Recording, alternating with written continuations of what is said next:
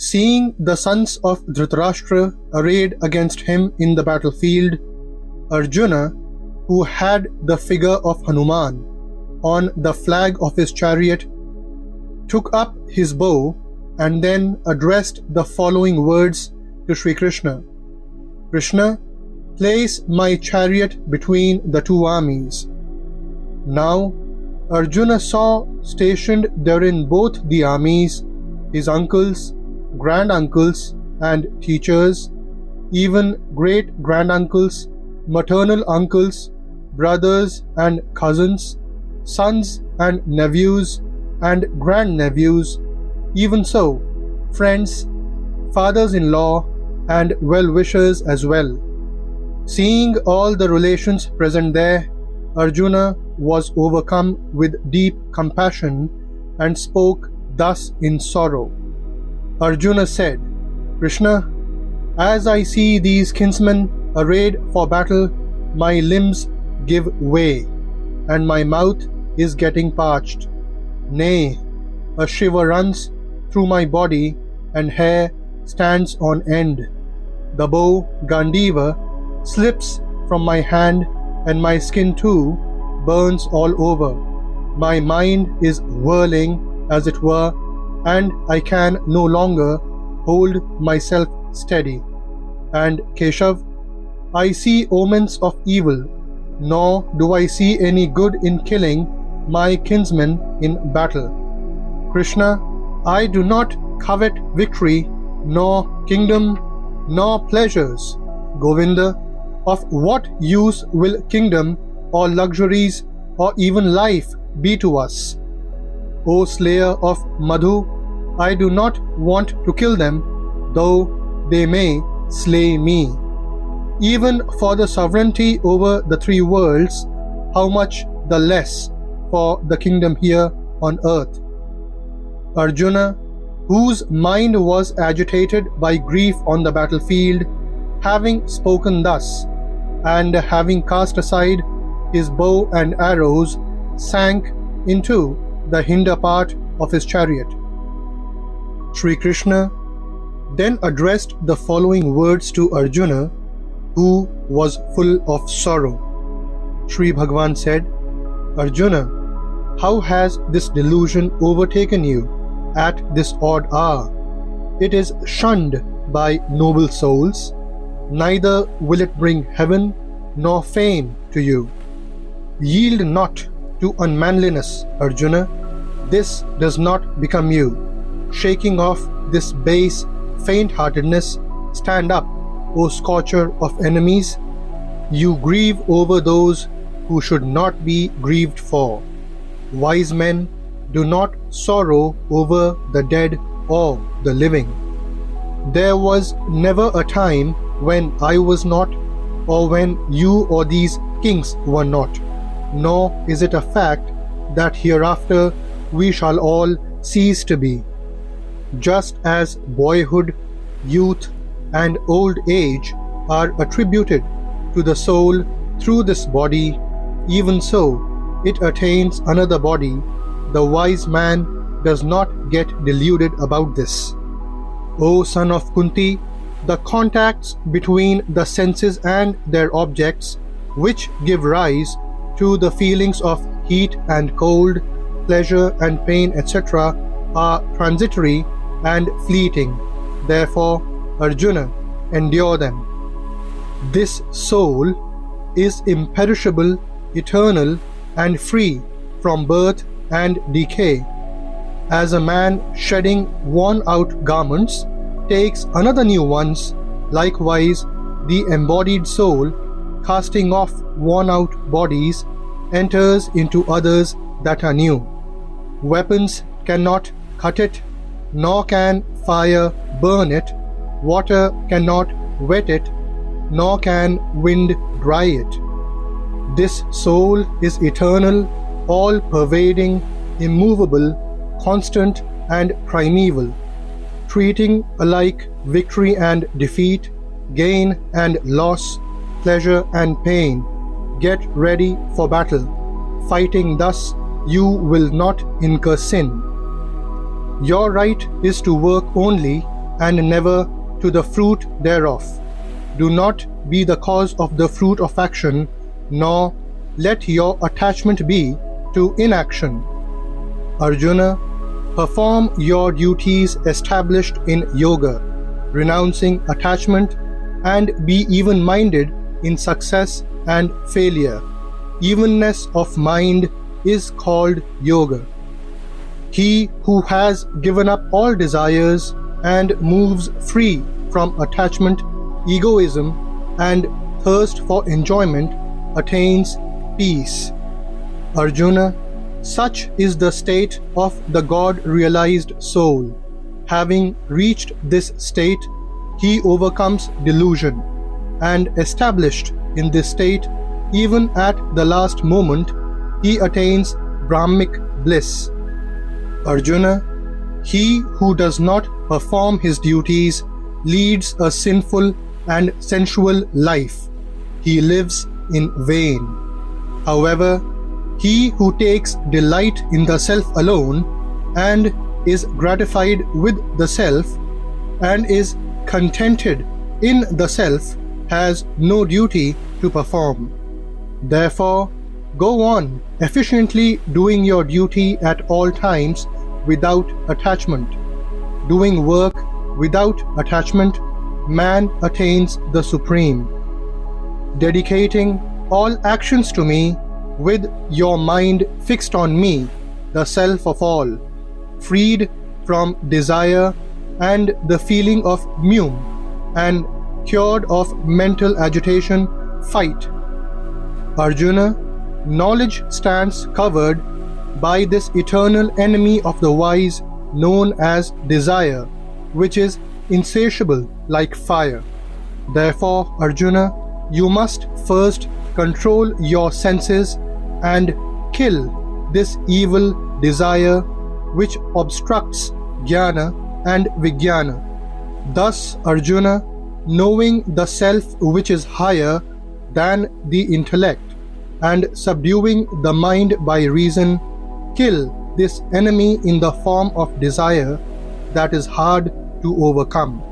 Arjuna, whenever righteousness is on the decline, unrighteousness is in the ascendant, then I body myself forth for the protection of the virtuous, for the extirpation of evildoers, and for establishing dharma or righteousness. I manifest myself from age to age. Arjuna, my birth and activities are divine. He who knows this in reality is not reborn on leaving his body but comes to me. Completely rid of attachment, fear, and anger, wholly absorbed in me, depending on me, and purified by the penance of wisdom, many have become one with me, even in the past. Arjuna, howsoever men seek me, even so do I respond to them, for all men follow my path in every way. Arjuna, actions do not bind him who has dedicated all his actions to God according to the spirit of Karma Yoga, whose doubts have been dispelled by wisdom and who is self-possessed. Therefore, Arjuna, slashing to pieces with the sword of knowledge this doubt in your heart, born of ignorance, establish yourself in Karma Yoga in the shape of even-mindedness and stand up for the fight. He who acts offering all actions to God and shaking off attachment remains untouched by sin as the lotus leaf by water. The Karma Yogis perform action only with their senses, mind, intellect, and body without the feeling of mine in respect to them, and shaking off attachment simply for the sake of self-purification. Those whose mind and intellect are wholly merged in Him, who remain constantly established in identity with Him and have finally become one with Him, their sins, being wiped out by wisdom, reach the supreme goal whence there is no return. One should lift oneself by one's own efforts and should not degrade oneself, for one's own self is one's friend and one's own self is one's enemy. One's own self is the friend of the self by whom the lower self, consisting of the mind, senses, and body, has been conquered. Even so, the very self of him who has not conquered his lower self behaves antagonistically like an enemy. Thus, constantly applying his mind to me, the yogi of disciplined mind attains everlasting peace, consisting of supreme bliss, which abides in me. He who sees me, the universal self, present in all beings, and all beings existing within me, he is never lost to me, nor am I ever lost to him. Arjuna, know that all beings have evolved from the twofold Prakriti, and that I am the source of the entire creation, and into me again it dissolves. There is nothing else besides me, Arjuna, like clusters of yarn beads formed by knots on a thread. All this is threaded on me. Arjuna, I am the taste in water and the radiance in the moon and the sun.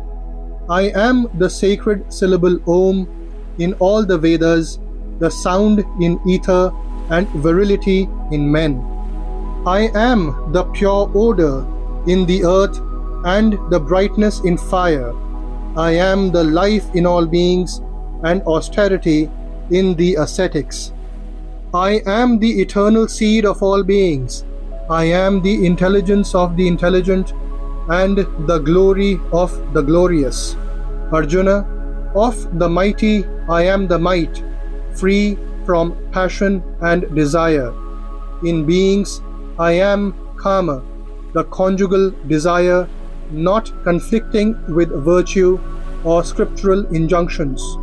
Whatever other entities there are, born of sattva or the quality of goodness, and those that are born of rajas, the principle of activity, and tamas, the principle of inertia, know them all as evolved from me alone.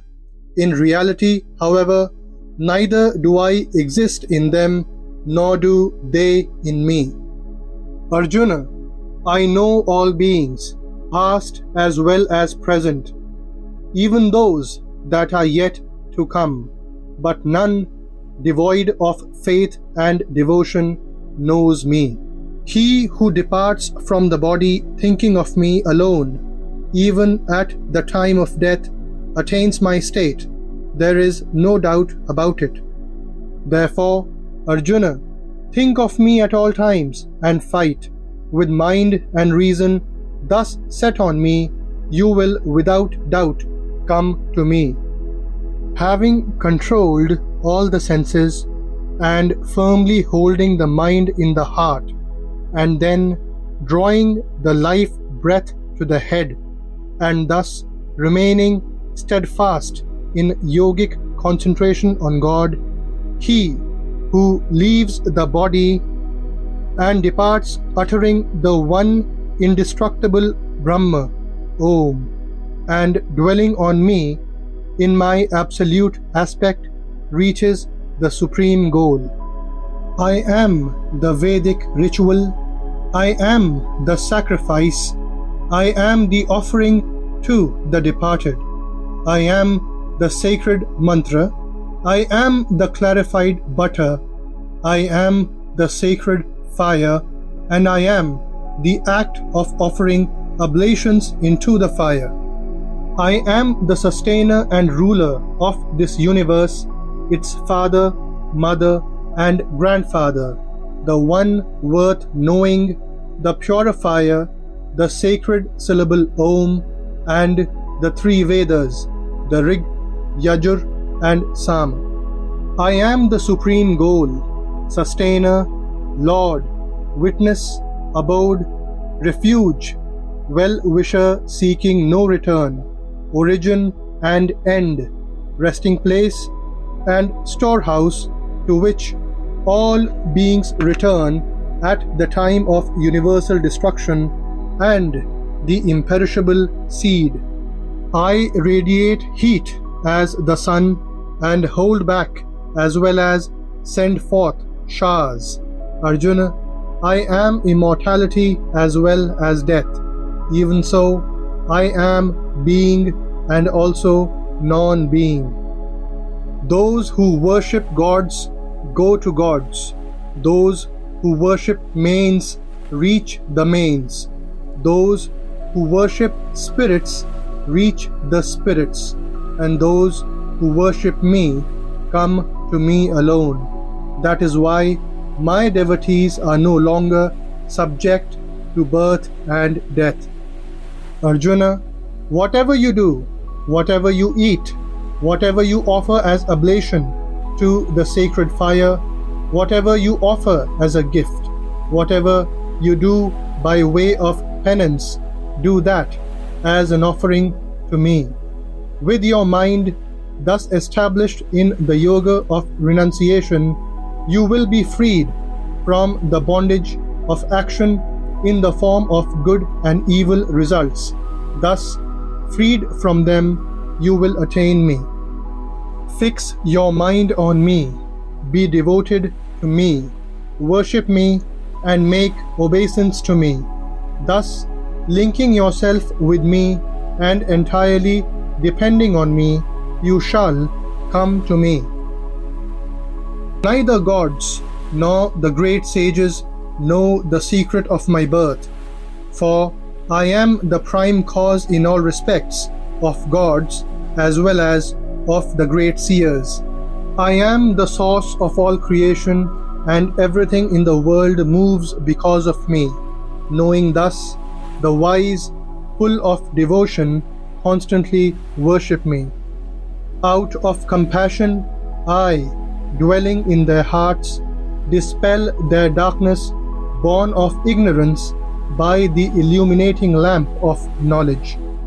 Arjuna, I am the universal self seated in the heart of all beings. So, I alone am the beginning, the middle, and also the end of all beings.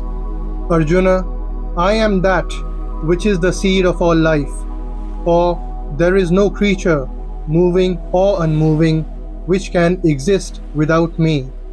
Arjuna, there is no limit to my divine manifestations. I hold this entire universe by a fraction of my yogic power. Sri Bhagavan said, I am mighty Kala, the eternal time spirit, the destroyer of the worlds. I am out to exterminate these people. Even without you, all those warriors arrayed in the enemy's camp shall die. Therefore, you do arise and win glory, conquering foes, enjoy the affluent kingdom. These warriors stand already slain by me. You only be an instrument, Arjuna. Arjuna said, You are the primal deity, the most ancient person. You are the ultimate resort of this universe. You are both the knower and the knowable, and the highest abode. It is you who pervade the universe, O Infinite One, assuming endless forms. O Lord of infinite prowess, my salutations to you from the front and from behind. O Soul of all, my obeisance to you from all sides indeed. You who possess infinite might pervade all. Therefore, you are all. The Lord said, My primordial nature, known as the great Brahma, is the womb of all creatures. In that womb, I place the seed of all life. The creation of all beings follows from that union of matter and spirit, O Arjuna, of all embodied beings that appear in all the species of various kinds. Arjuna, Prakriti or nature is the conceiving mother, while I am the seed-giving father. Sattva, Rajas and Tamas, these three gunas born of nature, tie down the imperishable soul to the body, Arjuna. He who constantly worships me through the yoga of exclusive devotion, transcending these three gunas, he becomes eligible for attaining Brahma. The faith of all men conforms to their mental disposition, Arjuna. Faith constitutes a man. Whatever the nature of his faith, verily, he is that. Men of Sattvika disposition worship gods. Those of Rajasika temperament worship demigods, while others who are of Tamasika disposition worship the spirits of the dead and ghosts, from whom all beings come into being, and by whom the whole universe is pervaded. By worshipping him through the performance of his own natural duties, man attains the highest perfection.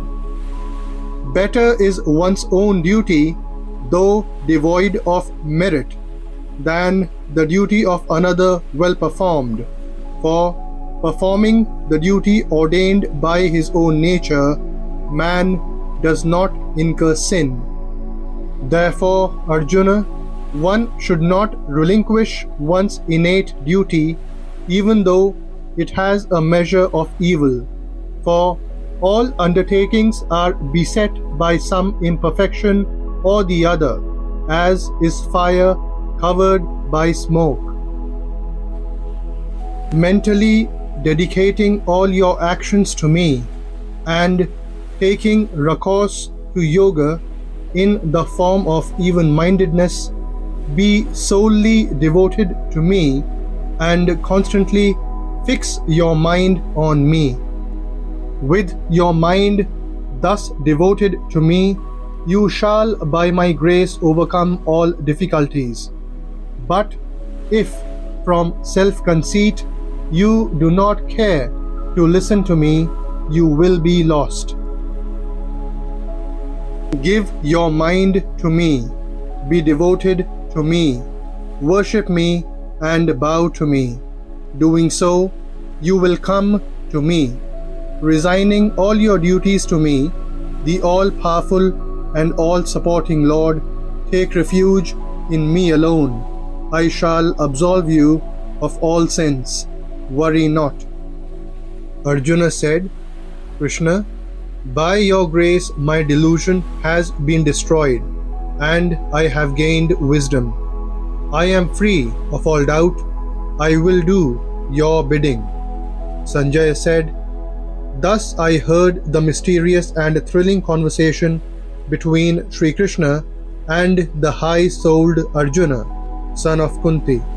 Wherever is Bhagwan Sri Krishna, the Lord of Yoga, and wherever is Arjuna, the wielder of the Gandiva bow, glory, victory, prosperity, and unfailing righteousness will surely be there. Such is my conviction.